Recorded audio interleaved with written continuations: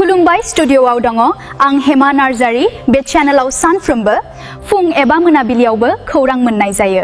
बिनिखायनो नोंथांमोनहा खौरां खोनासंनो मोजां मोनोब्ला आंनि चेनेलखौ साबस्क्राइब खालामना ला।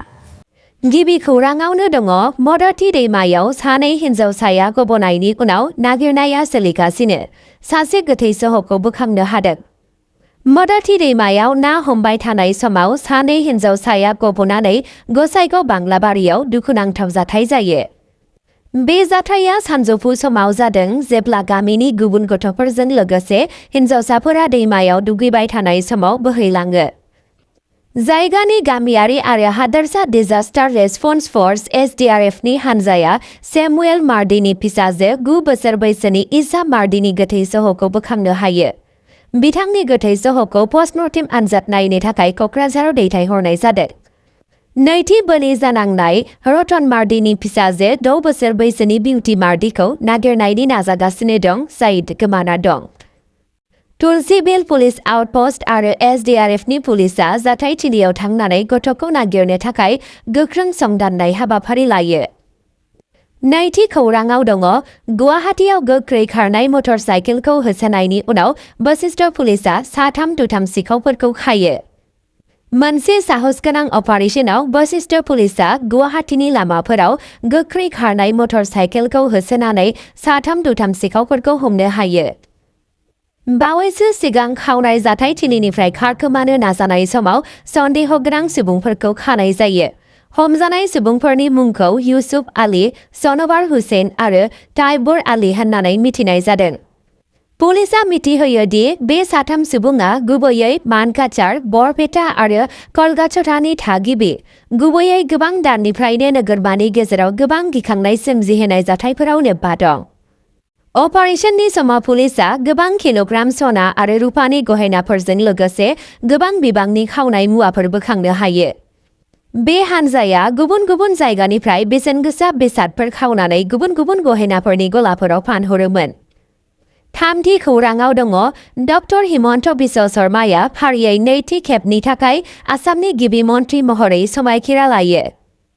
आसामनि राजखान्थि हालोदाव मोनसे जारिमिनारि माइल खुन्थिया मख'नानै भारतनि बयनिख्रुइबो गोहोम गोनां आरो गोहोगोरा दैदेनगिरिफोरनि गेजेराव सासे डक्टर हिमन्त बिश्व शर्मा बिथाङा फारियै नैथि खेबनि थाखाय गिबि मन्थ्रि महरै समायखिरा लाबाय।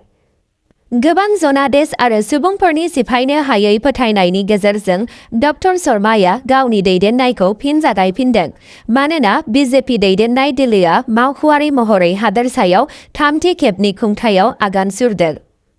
बे गेदेर समायखिरा लानाय हाबाफारिया गाहाय मन्थ्रि नरेन्द्र मदि आरो मिरु नखर मन्थ्रि अमित शाहनि नुजाथिनायाव जादों। बे हाबाफारियाव गोबां मिरु मन्थ्रिफोरजों लोगोसे हादोरनाङैनो गिबि मन्थ्रि आरो लेङाइ गिबि मन्थ्रिफोराबो नुजाथिफैदों आरो बे सोलायनायनि हादोरारि गोनांथिखौ फोरमायदों। गिबि मन्थ्रि डक्टर शर्माजों लोगोसे गोबां गागि MLAफोरखौ गोदान केबिनेटआव सोफानाय जादों। बिबान लानानै समायखिरा लानाय गोदान मन्थ्रिफोरा जाबाय फारियै गलाघाटनि MLA अजन्ता नियग, बोकाखातनि MLA अतुल बरा, माजबाटनि MLA चरण बर' आरो दुलियाजाननि MLA रामेश्वर थेली।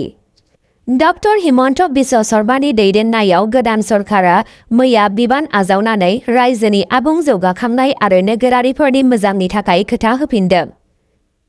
ब्रैथि खौराङाव दङ 15 बोसोर बैसोनि हिनजावसाखौ नारसिननानै जुलि लानायनि उनाव 35 सुबुंनि बेरेखा FIR। पुनेनि मोनसे सोमोनांथाव गथ' हाबा केसआ बालेबारियाव 15 बोसोर बैसोनि हिनजावसाखौ हाबा खालामनायनि दायाव पुलिसा 35 सुबुंफोरनि बेरेखा FIR रेजिस्टार खालामनायनि उनाव दावराव-दावसि सोमजिदों। बे जाथाया 12 मे खालि पुनानि मोनसे मुंदांखा थाग्रा ओनसोलाव मोनसे सिरियै जुलि जानायनि खौरां मोननायनि उनाव चेराङाव फैयो। मावख'गिरिफोरा थावनियाव सौहैनायसिम जुलिनि नेमखान्थिया जोबबायमोन।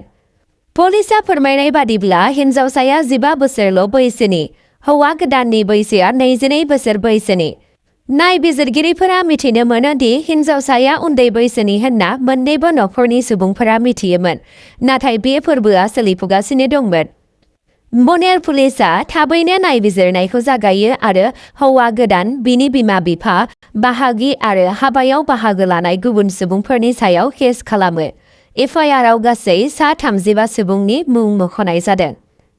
बे केसखौ गथ'सा हाबा होबथानाय आयेन 2006 सेक्सन 9, 10 आरो 11 नि सिङाव रेजिस्टार खालामनाय जादों। पुलिसा बुङो दि आयेन बेरेखा फोरबोआव लोब्बा थानाय साफ्रोमबो सुबुंनि सायाव गोख्रों राहा लानाय जागोन। बे हुदाखौ होबथानो थाखाय गोबां आयेनफोर लाबोनायनि उनावबो भारतनि गोबां जायगाफोराव उन्दै बैसोआव हाबा जानाया मोनसे गोब्राब आयदा जानानै दं। भारतनि आयेन बादियै हाबा जानो थाखाय हिन्जावसाफोरनि बैसोआ खमैबो 18 बोसोर जानो नांगोन, हौवासाफोरनि बैसोआ 21 बोसोर जानो नांगोन। बाथि खौराङाव दङ थाइलेन्डआव भारतनि लाइमोन दावबायारिनि जिउ खहा। हरखाबनो बेहुस जानानै 3 सुबुंखौ देहा फाहामसालियाव थिसननाय।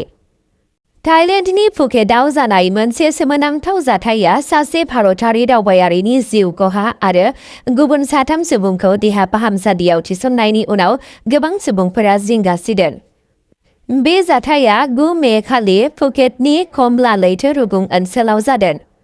जायगानि खौरां मोननाय बादिब्ला साबा भारतारि दावबायारिफोरा हर गेजेराव जयै बे केफेआव फैदोंमोन। बे समावनो 4 दावबायारिफोरा हरसेनि उनाव मोनसे गोग्लैयो।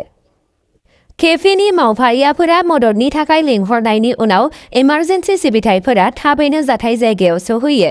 4 बेहुस दावबायारिफोरखौ फाहामथायनि थाखाय खाथिनि देहा फाहामसालियाव लांनाय जायो। थाई पुलिसा उनाव रोखा खालामो दि दावबायारिफोरनि गेजेराव सासे 22 बोसोर बैसोनि कुशाग्र अग्रवाल मुंनि सुबुङा फाहामथाय होनायनि उनाव दुखुनि गेजेरजों जिउ गोमायो। गुबुन 3 दावबायारिफोरा दासान्दि दिदोम दं आरो देहा फाहामथाय लागासिनो दं। बे हानजायाव दंमोन कुशाग्र अग्रवाल, राहुल अग्रवाल, अमन अग्रवाल आरो आर्यन वर्मा। खौरां मोननाय बादिब्ला 2 बेरामिया खमायाव थांदोंमोन आरो गोजौ थाखोनि फाहामथायनि थाखाय गुबुन देहा फाहामसालियाव दैथायहरनाय जादोंमोन। डक्टर आरो पुलिसा दा बेखौ मिथिनो नाजागासिनो दं दि थारैनो मा जाहोननि थाखाय हरखाब मेडिकेल इमारजेन्सि जादों। थाइलेन्डनि बिबानगिरिफोरा बे जाथायनि सायाव गुवारै नायबिजिरनायखौ जागायदों। मावख'गिरिफोरा फोरमायनाय बादिब्ला बे जाथाया कार्बन मन'क्साइड बिस जानाय, फुड पयजनिं एबा गुबुन मोनसे मिथिमोनै जाहोननि थाखाय जादों नामा बेखौ नायबिजिरगासिनो दं। थाइलेन्डआव जानाय भारतारि राजथान्दै थाग्रा खुलियाबो जाथायनि सायाव फिन्नाय होयो आरो बुङो दि बेयो थासारिखौ खाथिनिफ्राय नोजोर होगासिनो दं। 6थि खौराङाव दङ आसामनि समायखिरा लानाय जायगायाव गोथां गुलिजों सासे सुबुंखौ हमदों। गुवाहाटीनि खानापारायाव गोदान आसाम सरकारनि समायखिरा लानाय थावनियाव सिकिउरिटि चेकिंनि समाव गोथां गुलिफोर मोननायनि उनाव पुलिसा सासे सुबुंखौ हमदों।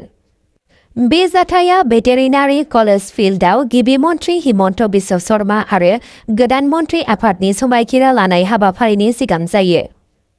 पुलिसा फोरमायनाय बादिब्ला रैखाथि हानजाया सरासनस्रा नायबिजिरबाय थानाय समाव बे सुबुंनिफ्राय माखासे राउन्ड गोथां गुलि बारुद बोखांनो हादों।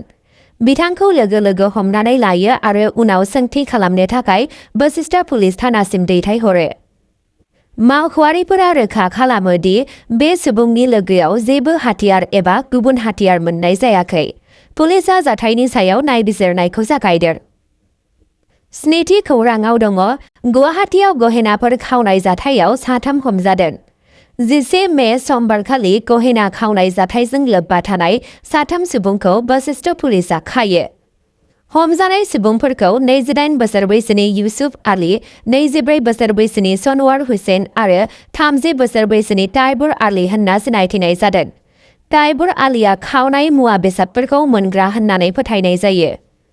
अपारेशननि समाव पुलिसा गोबां बिबांनि सना आरो रुपानि गहेनाफोर बोखांनो हायो। बोखांनो हानाय बेसादफोरनि गेजेराव दं सनानि खेरा, मंगलसूत्र, सनानि गन्थंनि आस्थाम आरो गोबां रुपानि गहेनाफोर आरो आसि आस्थाम। दायनिगिरिनि हेंथायै आयेनारि राहा लानाय जादों आरो बेनि सायाव नायबिजिरनाया सोलिगासिनो दं। नोंथाङा भिडिअखौ मोजां मोनोब्ला लाइक, शेयार, साबस्क्राइब खालामना होबानो जाबाय। गाबोननि भिडिअआव लोगो मोनफिनसिगोन। गोजोन्थों।